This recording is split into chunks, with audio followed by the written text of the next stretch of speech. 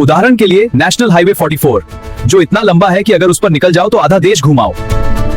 अरे सुनो, क्या आपको पता है कि भारत में जितनी सड़कें हैं उतने ही उनके अलग अलग बॉस भी हैं? हाँ भाई, हर सड़क को बनाने हुई अलग संस्था होती है, तो हर एक का अलग मैनेजर होता। सबसे पहले आते हैं राष्ट्रीय राजमार्ग यानी नेशनल हाईवेज।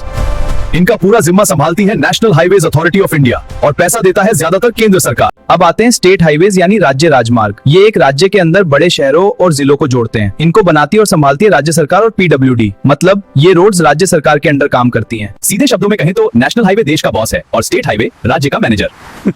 अब बात करते हैं डिस्ट्रिक्ट रोड्स की। ये सड़कें छोटे शहरों, कस्बों और बाजारों को जोड़ती हैं।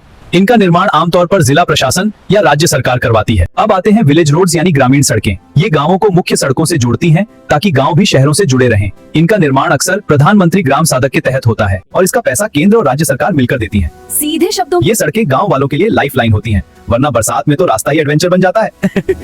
और अब आती है सबसे फास्ट और मॉडर्न सड़कें, एक्सप्रेसवेज। इन पर गाड़ियां इतनी तेज चलती हैं कि कभी कभी लगता है जैसे सब लोग फॉर्मूला 1 की प्रैक्टिस कर रहे हो। इन्हें सरकार और प्राइवेट कंपनियां मिलकर बनाती हैं, जैसे यमुना एक्सप्रेसवे, जहां गाड़ियां हवा से बातें करती हैं।